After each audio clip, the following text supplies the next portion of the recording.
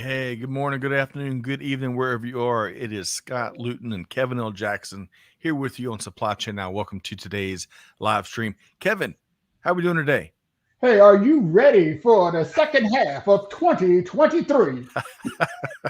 Yes, yes, especially if you ask me that way. Every single time, my answer is going to be yes. Kevin, I love the Yeah, energy and the enthusiasm and the passion you're bringing to the show today.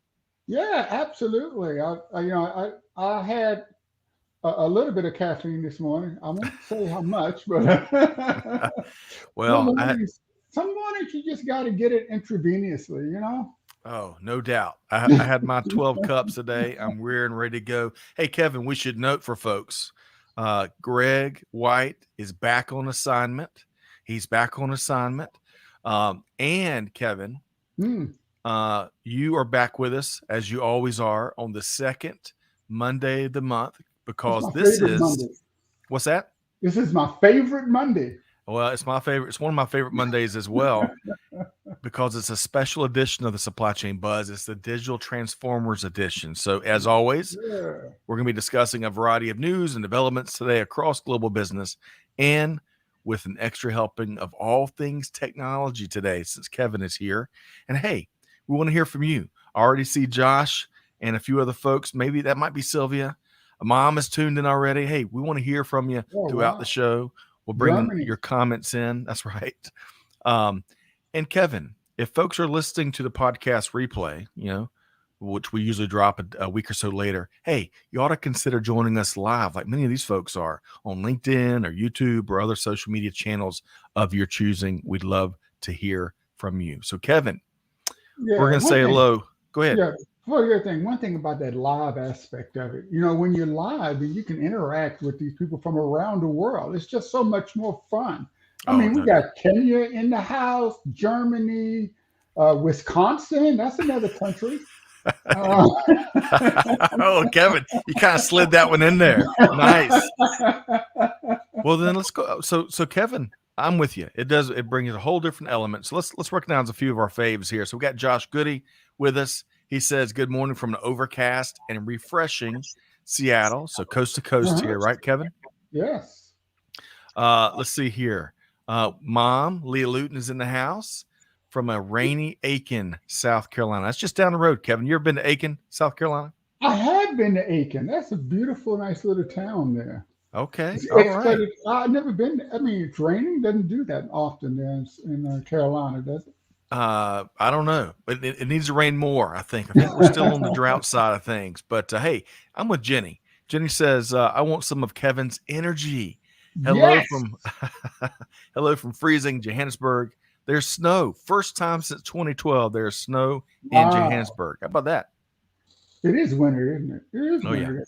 Yep. Wow. Jacob, as you mentioned, Jacob is tuned in from Kenya. Yeah, I bet it's Jakob. I bet. Let me know, Jacob. Is that a hard J or is it Jakob? But regardless, welcome today via LinkedIn from Kenya. Christine, you mentioned Kevin. Christine's tuned in from the Northwoods of Wisconsin. That just sounds peaceful to me. Well, you got they got internet in the North Woods. Oh, Christine, you can't let him get away with that. I mean, no, that is a demonstration of the power of digital transformation. That's They have right. transformed the North Woods of Wisconsin. That is right. Oh man, Christine, great to have you. Hey, Gino's back with us. Great to see Gino. Barbara from Nashville, Tennessee. Barbara, welcome via LinkedIn. Victor is tuned in. Victor, let us know where you're tuned in from. Jerry's back with us from Vinings, which is part of Metro Atlanta. Great to see you, Jerry. Brian tuned in from Northern Kentucky. Wonderful, wonderful. Great to see you. And hey, one of our favorites, Kevin T Squared, who holds down the fort for us on YouTube, is back with us. Good morning, folks. Good Monday, folks. He says, bring on the nourishment and insights. So, Kevin, we can't let any of these folks down. No, no, no. You gotta go back a couple of stops, right? So who's there in Northern Kentucky? We got a question. Okay, Okay. are you Louisville or are you Lexington? Okay. So that is let's see here. So, Brian, that's your question. So, Louisville or Kentucky? What is Or what's your Lexington, yeah, Louisville or Lexington. where's your allegiance lie? So, Brian, let us know. All right. So, Kevin, Yes. let's see here. We need to dive in before we get into, let's see, I think we got 4 items, a couple news stories, and some other Yes. developments we're going to tackle. But first, Kevin, let's offer some resources to our friends from across the globe that all make up the greater supply chain now family. Let's do that, huh? And I want to start with Kevin. Hmm. Weekend we published With That Said. It's our weekly LinkedIn newsletter. It was jam packed with news, data, tons of insights from some of our faves across global business, as well as some upcoming events. Kevin, we're going to touch on in a second. We had a couple of your recent works in there as Yes. well. And how about the picture? How about the sunrise I caught on Harbor Island Beach in South Carolina, Kevin? How about that? You are up that early? You're supposed to be on vacation. You're not supposed to get up until the sun is like way up there. Or Man, where you're out there fishing. Now, if you're out there fishing, that's okay. well, as Amanda can attest, I am not one for fishing. But it was one of my favorite things to do is get up to a sunrise on the beach. So, but y'all That's a check beautiful picture. Yeah. it, man. It was hot, but it was gorgeous. Folks, check out With That Said. We've got over 22,000 subscribers to this newsletter, about 40 editions. So I guess we're coming up on about our 1 year anniversary. But y'all check that out. That's huge. Yeah, man, it's been rewarding as me and the team put that together. But y'all check that out. And then secondly, Kevin, speaking of Hmm. resources, we've got an upcoming webinar coming up. Let's see, on July 13th. That's this week. Acting on the power of spend visibility. We're going to be offering up a roadmap that will lead to big outcomes and results with our friends from Omnia Partners. Kevin, if you can't see it, you can't manage it, you can't use it, you can't leverage it, you got to be able to see it at least, right? Yeah, but it's about watching your money fly out the window. How depressing is that? At least it depresses me. But no, you do have to manage it. And hey, And there's real empowerment when you understand where your money is going. If you're just watching it go out, you can't link it to some value that you're either receiving or delivering to the business or organization, then it's just a waste. So that's right. that's why that webinar could be so empowering to anyone that's working in business, really. That's right. So, folks, join us on July 13th. And by the way, big thanks to Amanda and Catherine behind the scenes helping to make production happen.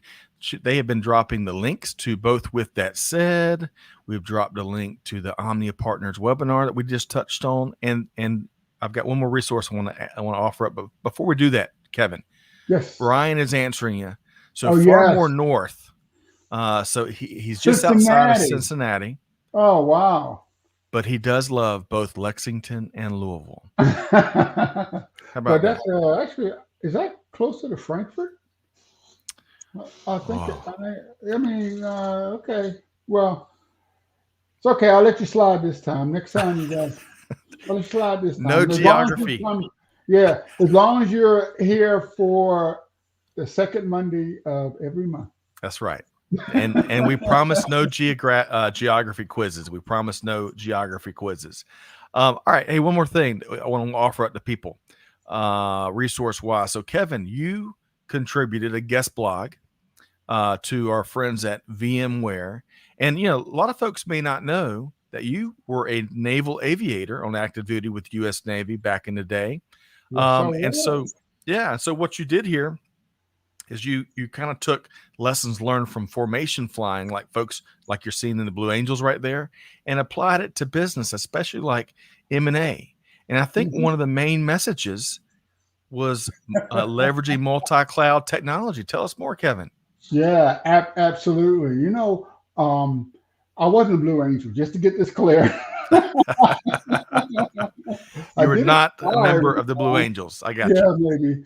But the truth is, when you're flying in formation, you have to, as I say, keep your head on a swivel and watch everything. You have to adjust your power so you don't go too fast or too slow. Right. You got to watch your altitude as you go up and you go down. But you have to do all of this without looking inside the aircraft. because you're looking outside of the aircraft at your lead, right?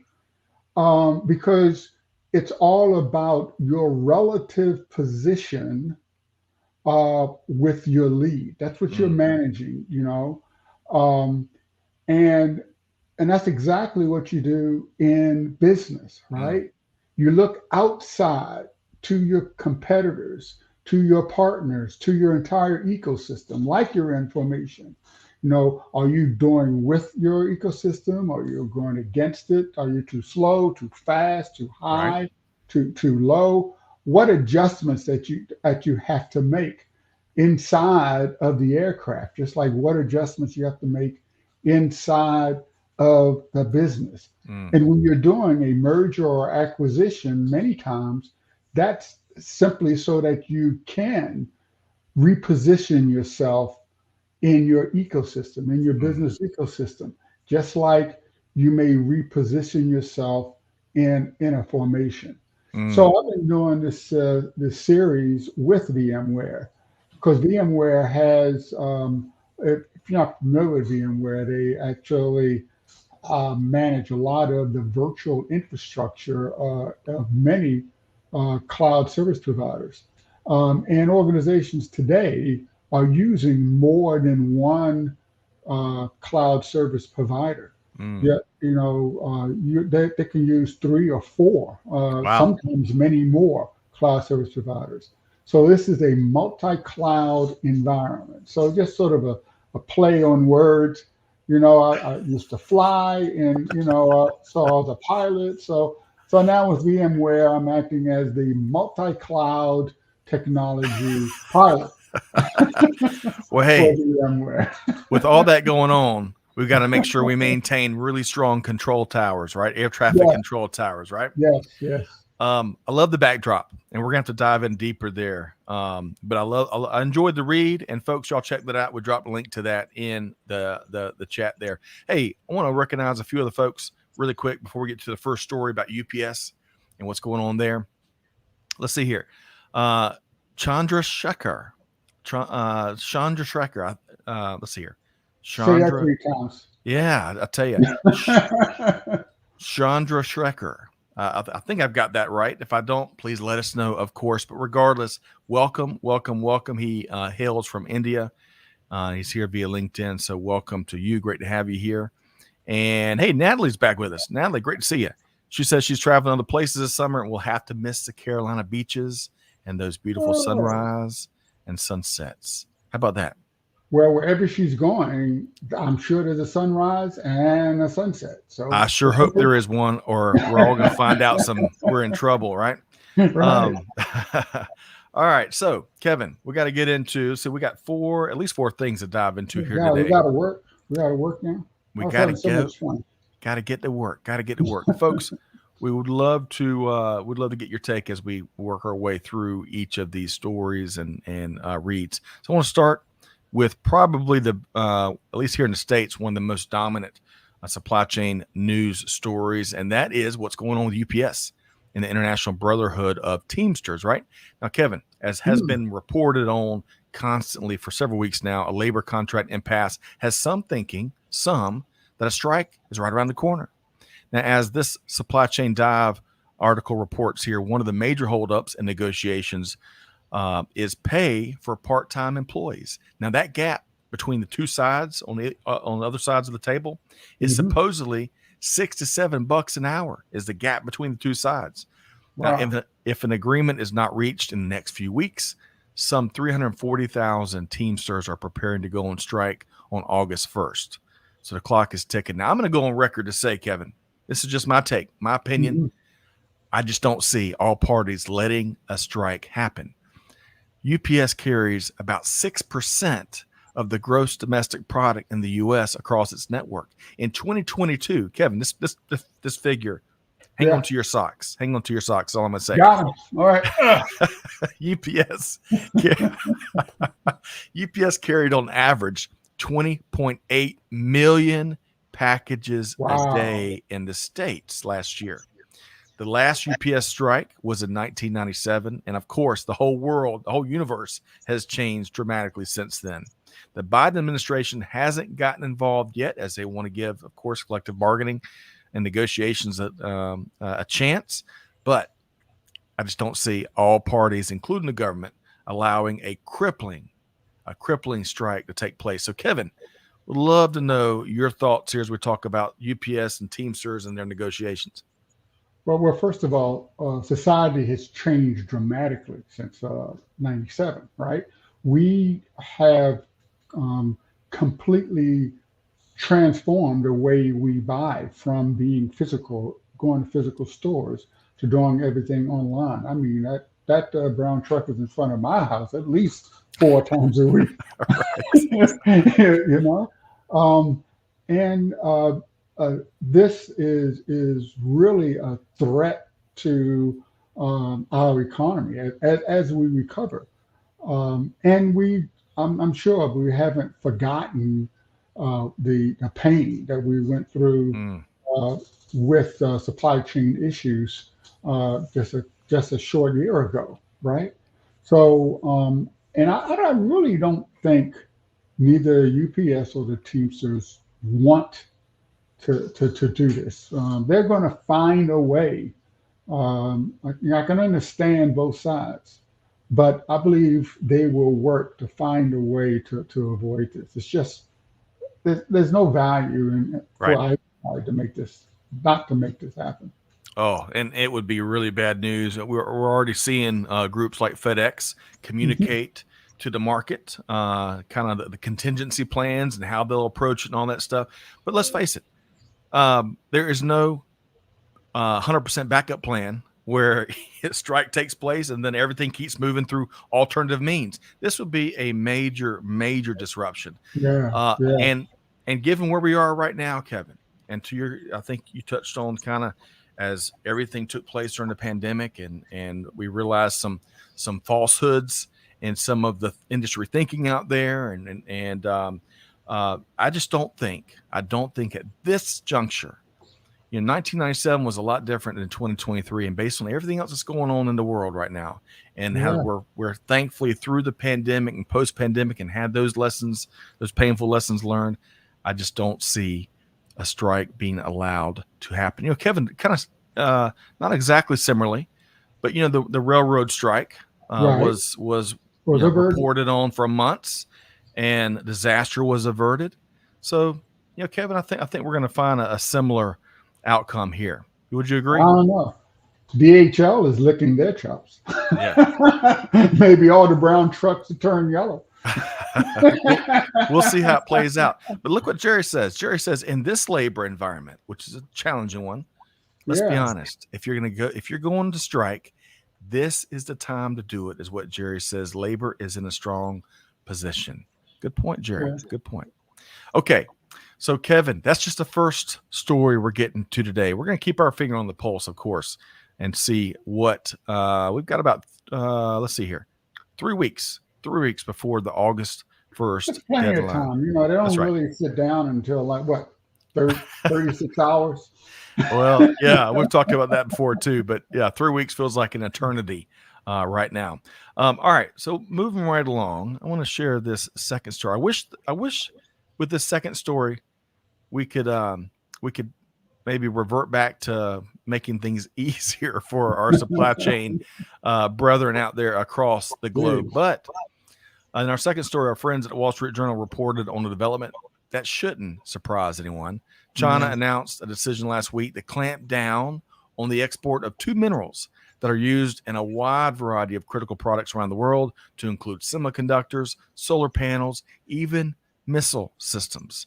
Last week, China announced it'd be restricting the export of the minerals gallium and germanium. I think I got both of those things right. Mhm. It is largely seen as a response to the U.S. U.S.'s move last October to limit China's access to advanced semiconductor chips through a variety of different ways. Now, as we've discussed, Kevin, on this show and lots of other shows, time and time again, China dominates the mineral industry, dominates. About 2/3 of the world's lithium and cobalt supply is at least processed in China. It's the source for about 60% of the world's aluminum, 80% of polysilicon, which is used in solar panels, and rare earth minerals Well, it accounts for at least the refining of about 90% of the world's supply. 90. Yeah. Yeah. U.S. government and many other aligned countries are working on diversifying the sourcing for all of these metals and minerals. But, these global supply chains, of course, aren't going to be built overnight. It'll take years. Just the regulation side, which they're trying to Yes, streamline, exactly. much less all the technical expertise. But it's no secret as China is looking to leverage what it has in the present situation.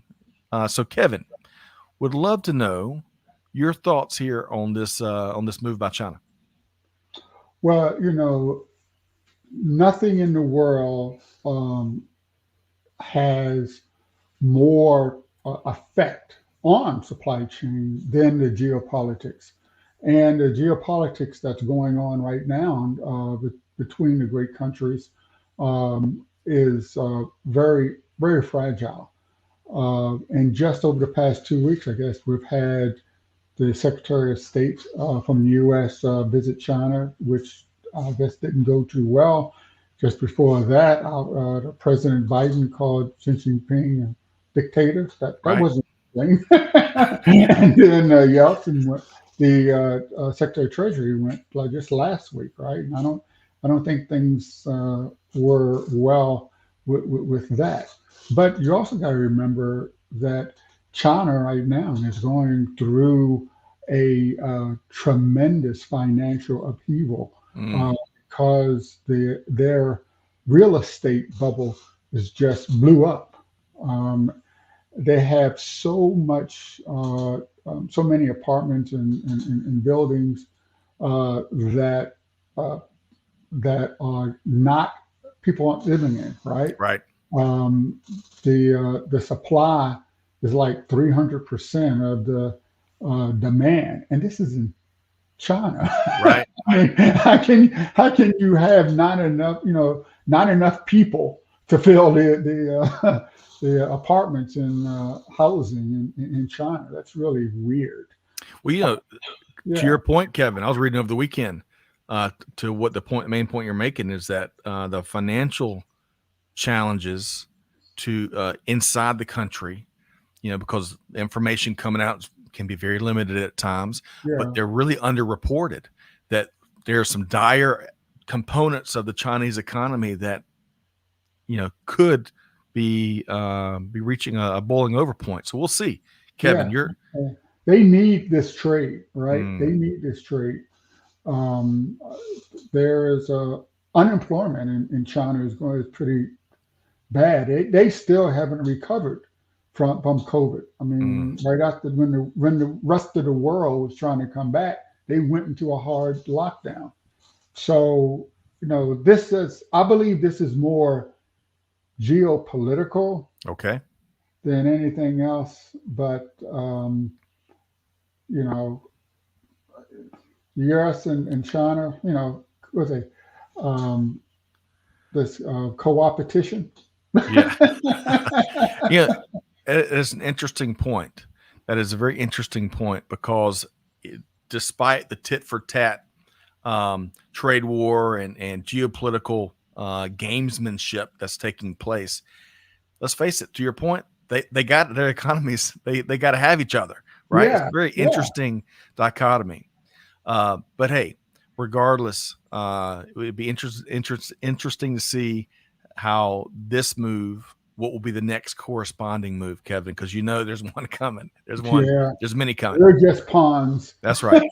That is right. All right. So Kevin, we're going to move right along. Are you good? Yes, sir. All right. So quick blurb, folks. Kevin and I both just shared on the front end a variety of resources and events and a lot more insider information, I'll call it. So if you don't want to miss any of that information, any of those opportunities, any of those tools, resources, that live programming, hey, we both want to encourage you to join the Now community, and we're dropping a link to that. You can sign up, and we're reaching out just about daily to make sure folks are aware of all the great resources out there, Kevin, to try to make life a little bit easier on our supply, on our global business community. That's what we're after, right, Kevin? Yeah, it's all of. I mean, in today's world, you have to know what's happening now, and that's what we're providing. It's so dynamic, so variable, and it's global, That's right. and it's much broader than just supply chain. I mean, supply chain affects everything, which means everything affects supply chain. That's So right. that's why you really need to understand, track business now. That's right. So join. We got the link here. Y'all can use this. It's a very easy sign up form too, by design. We didn't want to ask you for 27 things. This is very simple. It'll take you Hmm. 27 seconds. Hey, Kevin, before we move to the next story, this we're just talking about China. Josh Yeah. says, hey, they're also having labor issues. Wonder if the flip side is they're building a reserve of those minerals while making a political statement against the U.S. and building a reserve. Hey, it seems like two birds, one stone scenario. Kevin, Yeah. could be. Yeah. Yeah. Absolutely. I mean, China, the Chinese are smart. They're trying to. They're going to keep playing the field. This is a major driver in everything That's in right. the world. And Kevin, as you know as well, China, big picture thinkers, right? They're Yeah. not looking Long. around. Yeah, They have a long view of things. that's right. That's right. This is why. This is why you didn't let Greg come to the show today. No, not at all. So, so Kevin's Maybe pointing. yeah, You're too our smart. regular listeners know what I'm talking about. So I gotta just go ahead and let that cat out of the bag. So what Kevin's having a little fun with is Greg makes and Greg, if you're listening, we miss you, of course. But Greg makes no bones about his view on the Communist Party in China and what they do, and always makes for some interesting conversation. So yeah, Kevin, that was not part of my plan. I promise. T Squared says, "Hey, cooperation equals connect and develop." Kind of like Yeah. the Procter and Gamble situation. That also reminds me his T Squared, his comment. There was a lot of waves over the weekend, Kevin, about Elon Musk, or it might have been Friday, where Hmm. he made, and I didn't read the story, and I didn't see it from Elon Musk, but something about socialist values, some kind of commitment, if I read that right, to socialist values or something. Did you see anything about that, Kevin? So Mr. Musk has quite a viewpoint uh, that at times sort of contradicts what you would expect someone that supports the typical values in the United States. Yes. Um, so I did see that. I also understand that he's kind of upset at the competition that Meta is bringing up. I guess a direct clone of Twitter. Right. Threads. Um, Right. yeah, Threads, absolutely, and it has become the fastest growing social media platform ever because they're Wow. basically taking they're making it really easy for Instagram. If you don't know, Meta owns Instagram, Meta owns WhatsApp, Meta owns Facebook, and they're really making it easy for people on any of those platforms to get a Thread account. Um, and the users of the Meta platforms, Yeah. are much larger than the Twitter platform.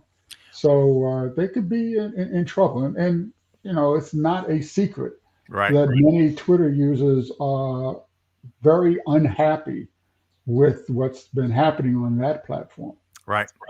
It is. It is it's fascinating. Business schools will be studying these social media wars down the road, I'm sure, a lot. But who knows? We'll see how this Threads thing. I've seen mixed reviews so far, Yeah. but also I read a report this morning that they've approached a million user or 100 million users already on Threads. That's strong, for Yes. lack of a better phrase. And that's like in just a handful of days, Kevin. I think that's what? 3 or 4 or 5 days or something like that. 100 million users. Yes. So who knows? It could be better with Meta, Kevin. Who knows? Well, I mean, Twitter only has about 237 million users. So that's Okay. 50% of Twitter in just a few days. Wow. Okay. All right. Well, who knows? I know, and thank you for very eloquently addressing. I know that was kind of a right turn. We hadn't planned on addressing Elon Musk's comments in the last few days. So, Kevin, I think you put it very eloquent, as you always do. So thank you for that. And as Catherine says, yeah, Threads is growing very quickly. And Catherine, big thanks to you and Amanda behind the scenes helping to make production happen. Hey, All right. that could be a good question on this is the value of being here live. Okay, would you consider leaving Twitter for Threads? Oh, Why don't we ask a live audience? so hey, that's a great idea, Kevin. I don't know if we have polling. I don't think we have polling on this platform, but let's just do it informally. So to all the Yeah. folks that may be listening, you may be in the comments. You may, if you're too big, let's preface this by saying, hey, if you're a current regular Twitter user, do you plan on leaving Twitter and moving to Threads, or do you plan Or on using reconsider it. both? Yeah. Right. Let us know. Give us your feedback. All right. So, Kevin, we got to keep moving here. And where I want to go next with a planned item, unlike Elon's. Unplanned items. Yes. Planning. Imagine that. Here, I want to talk about this great read from our friends at Supply Chain Management Review on this important topic, critical topic of Yes. evaluating success of changes across your supply chain. Kevin, tell us more. Well, we've already talked about the way that supply chains are evolving quickly. They're evolving their processes and their systems because they have to embrace digital. So organizations are investing more and more time and resources to undertake these time management projects. The graphic you show there talks about the stage that organizations are in with respect to the adoption of digital transformation. And there's always a 2%. Yeah, what, Kevin? What in the world? So, folks, just to let me, if I can interject for 1 second here. So, this figure we're showing from the article from Supply Chain Management Review, it's the current state of adoption of digital transformation in supply chain, right? And you've got different categories from the 16% that say fully implemented and adopted with continuous improvement. So that's the best of the best, those 16%. All the way down to the 2% Kevin called out, which that bucket was not undergoing or planning a digital transformation. Kevin, who makes up that 2%? Who makes up that 2%? It must be the caveman. Fred Flintstone, Fred and Wilma Flintstone. That's right. Right. Or the people that have just already planned to go out of business because that's where they're going. Get this. Supply Chain Now says, is that like the 2%, the 1 out of 10 dentists that don't recommend Cincinnati toothpaste? I guess so. All right. So Kevin, thank you for letting me interject. But tell us more about managing, but also evaluating successful change in supply chain. Well, okay. So let's talk about the 98%. Right. So what do they do when they do digitally transform the organization? Where the top component for implementing digital transformation is upgrading or actually implementing ERP systems across their organization. This is like 44% of the respondents said that's what they're doing. Right. Number 2 is advanced analytics. It's all about visibility. Visibility is important, and you can get that from the ERP system, but data is not enough. You actually have to get insights from that data. And the advanced analytics takes that data and provides insights so that you can take actionable actions. probably not a good term, actionable actions, but relevant actions Yes. to enhance your your supply chain process. And number three is artificial intelligence and cognitive computing. So using the computer to actually understand or let the computer tell you what this data is showing you. That's like 33. A third of the respondents are actually using artificial intelligence on this data. Um, but one of the most important aspects of it, you you can't improve anything if you don't measure it. So people really are measuring their digital transformation. Right. And when it comes to measurement, it's not just one domain. They're measuring it from a technical point of view. They're measuring the value that this digital transformation is delivering, and they're also measuring how humans are reacting, behavioral measurements of the digital transformation. So from these measurements, 51% of the respondents are actually measuring their key project milestones. And you can Right. imagine that's important. So you know, if you're actually going down the track for digital transformation. The number two technical measurement is speed of execution. As far as value, how valuable is this? 51% are actually measuring the value via employee feedback. What do the humans say Right. about the digital transformation? And 46 are measuring employee satisfaction. So a lot of the value from digital transformation is really supporting the humans. And third, the third way of measuring behavioral measurements, they're measuring how fast these digitalization improvements are being adopted or used. And 32% of the respondents are doing that. And readiness comes in number two as one of the measures for digital transformation. So what this says is that 98% of all businesses are doing digital transformation, Right. and they're really watching, they're really measuring it, and they're getting value. This is important. Absolutely. Especially because not only, and we're going to touch on this here momentarily, not only do customers expect it, suppliers Mhm. expect it, and clearly employees and team members, especially top talent, expect it. So, Kevin, a lot of good stuff there. And the 2%, I can't get over the 2%. But I should point out, I want to make sure everyone understands. So, Supply Chain Management Review published this research that was led by the APQC. That's what Kevin was referring to there, and how to measure success. I think one of the critical um, overarching questions that whole art, the whole all that research and the article really points to is getting business leaders to deliberately lean into the key question of, hey, how are we going to measure success Yes. on all projects, big and small, all points in between? Critical question for business leaders to ask of any project. And again, I want to call out two things there that Kevin, you touched on as you were sharing all the research.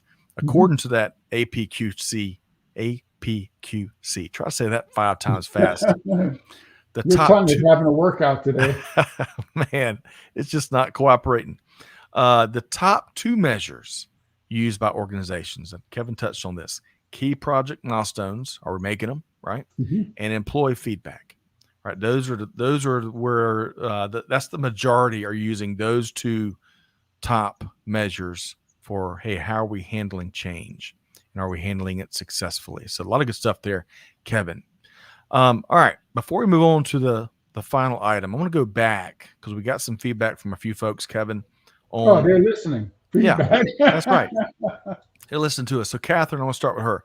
She says that she hasn't used Twitter in years, but she hopped on Threads very quickly And Catherine says she loves seeing brands interact in short form, approachable ways. I agree with you. Yeah. Let's see here. Now, Jerry brings up an interesting point.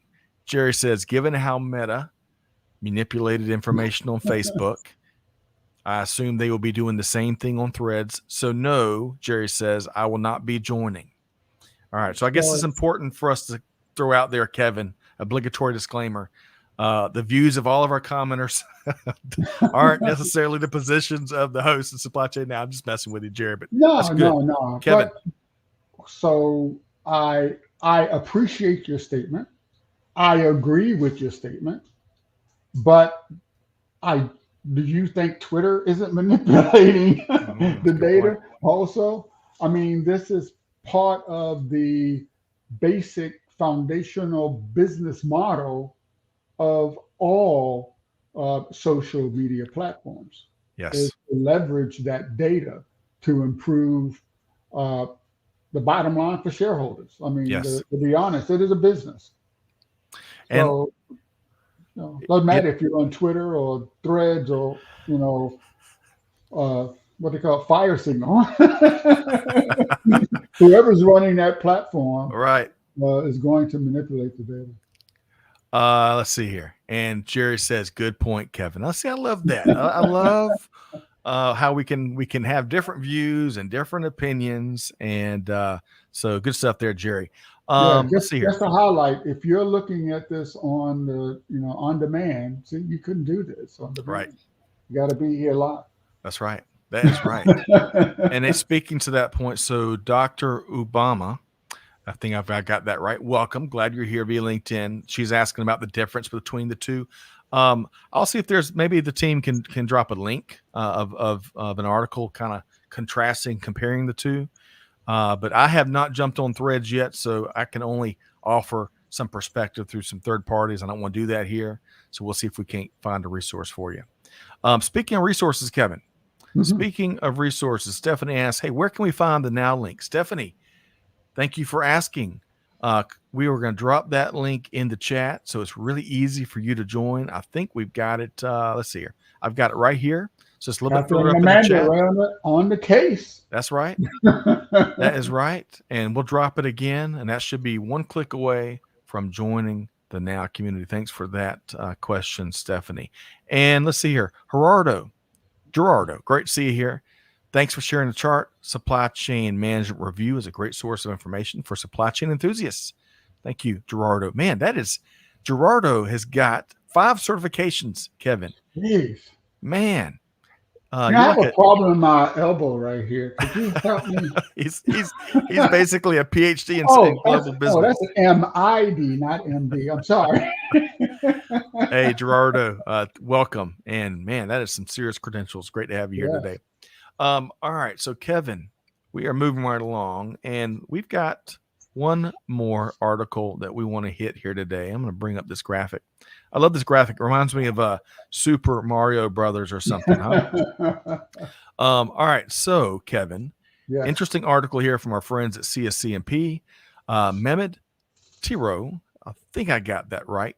Well, they write on how digital transformation can unlock entirely new levels of employee satisfaction. Kevin, this is right up your alley. Tell us more. Yeah, absolutely. So technology is not replacing humans. Newsflash, you're still here. It's enabling humans to spend time being the very best versions of themselves, like me, right? Over the weekend, I was sitting in my screen house sleeping and being the best version of myself on 4th of July. But what's more important to know is that individuals are really embracing digital optimization in their own personal life. Okay. They're already living digitally optimized and enhanced lives. When's the last time you've been on Amazon? Okay. How about your medical records? How about appointments? You get all of that at the touch of an app. That's another question. How many apps do you have on your smartphone? Well, Kevin, got a quick comment there. Yeah. Everybody and their brother and their sister. If you want to go get a gumball out of a gumball machine, if they still have those, they want you to download an app, right? It's crazy. I miss the days of good old fashioned, just simple transactions or whatever. I Just don't have to put a sign penny up in for it, right? anything. Do you Right. have a penny? Right.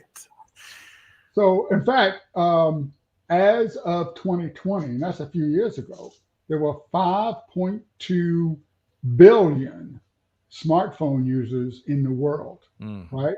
Um, that's 66% of the global population that have adopted digital, are looking to digitally optimize their lives. And 2/3 of the world have some type of connected device right. that they're using.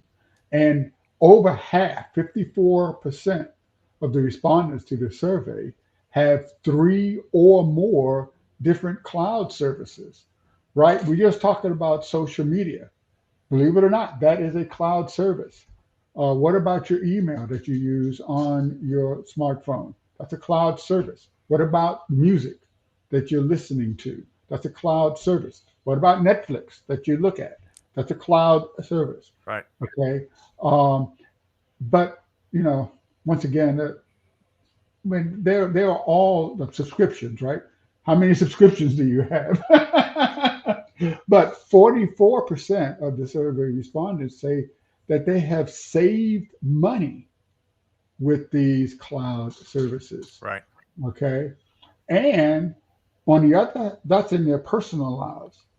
On the professional lives, 46 of supply chain professionals say that by implementing cloud-based services, Yeah. they have been able to collaborate better in the workplace, and that problems that they have in their business are solved twice as quickly as without Mm, uh, digital optimization. So this means that it really boosts the morale uh, in an organization. And it has a multiplying effect on worker productivity right. because not only does the technology make the job faster and easier, but employees are faster and can take additional workload. Yay! You can work them harder because they are more motivated. So, you know, that's those 2%, like I said before, they're just going out of business. They've decided to go out of business. I've heard it say, let's see, MJ Schumacher, when I was in Cape Town, put it Mhm. bluntly, evolve or die is what Have MJ all they got. said. So the whole Kevin has been walking us through this read from our friends at CSCMP uh, entitled "Digital Transformation Unlocks New Levels of Employee Satisfaction." So y'all check that out. We got a link to that in the chat. Kevin, I want to add a couple more things, which I bet we're going to be kindred spirits around. Okay. Uh, hey, burnout and stress levels across Yeah. not just global supply chain but global business are Yes. extremely high. So I liked what you were implying there is how can we as business leaders make life easier for our people, especially by leveraging the right technology at the right time? It's a critical question because our team members, by and large, I mean, over 99%, they want to be successful and do big things, Yes. right? So how do we empower them? That is the $1 billion, the $1 trillion question.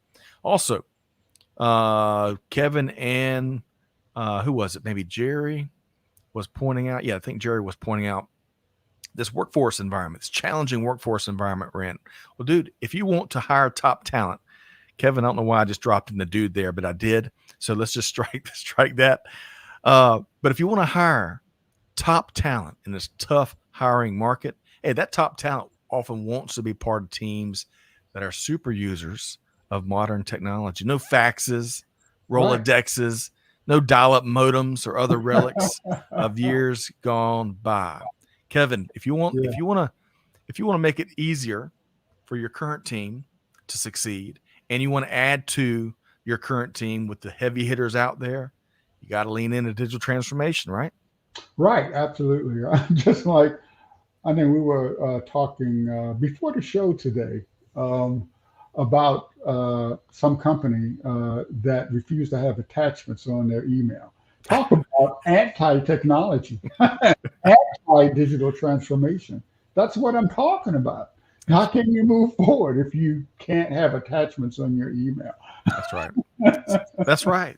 I'm with you. I'm with you. And hey, Gerardo, I love this here. Gerard, and I don't know if I said this. I think I said it's pre-show. I might have said it here a minute ago. But yeah, like Gerardo says, this does remind me of the Mario Brothers as well, right? Talk about your digital transformation. Okay. So Kevin, a lot of good stuff there. Gerardo also said, let me see if I can share his other comment. This might, yeah, fill up the screen a little bit. So I'm just gonna read this. So talking about automation, Gerardo says, the 2023 Gartner Top Supply Chain webinar mentioned that Amazon has highly advanced planning activities, almost 95% managed by AI and machine learning. Actually, this is Gerardo still talking. Actually, I took note of it and was very surprised. This level of AI appears to be more likely in the future and not a current capability. Very impressive, and explains why they're on the master's list. Kevin, I want to disagree with Gerardo a little bit there. Okay. Because it is a current capability. 100% of the top 10 companies in the world are leveraging AI in their operations, in their real-time operations today. Okay, so if you're not looking at artificial intelligence, you're way behind. Right. If you're looking at using it, you're a little bit behind. That always reminds me of superstitious, and I'm just a little stitious when you said it like that, Kevin. Well, and I want to just add to that a wrinkle. Speaking of Gartner, when Mike Griswold was with us, one of his last appearances, Kevin, he mentioned that more and more in this era, your customers are going to be machines. Yeah. You know, that is a fascinating and very accurate statement. That got a lot of response from our audiences there. No, hey, how many of you have a car that's connected to the internet? Most now, I would imagine, right? Isn't that a machine that different service providers have to provide? You have to make it easy for the car, right, to bring music. General Motors, in fact, has sort of is trying to rebrand itself as a mobile environment. It's not about the vehicle, it's about the environment inside the vehicle. So that is an industry where services are actually servicing the machine. Right. Excellent point. All right, folks. Man, we have run the gamut here today. Where's Kevin? This clock? Hey, slow up, Amanda. Catherine, that clock is going too fast.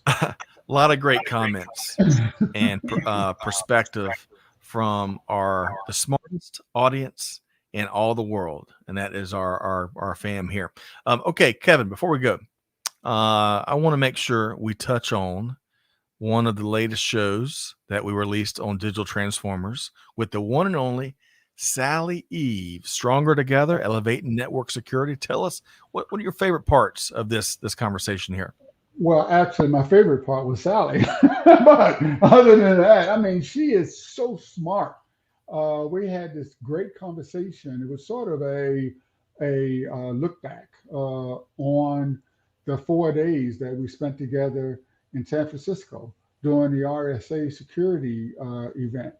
We did 2 live streams a day together for those 4 days, just sort of observing what was happening during the event, highlighting all the activities, and how it was really showcased how when it comes to cybersecurity, we're all stronger together if we work together and collaborate on that.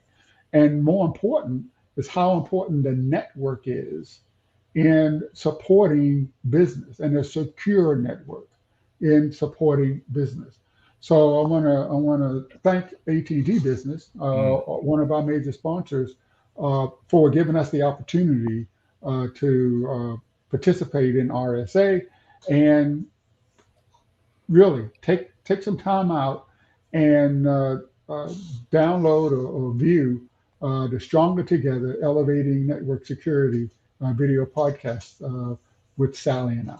It's a good one. I'll tell you, it's a good one. Beyond the expertise exchange, the energy between the two of y'all, lots of chemistry there.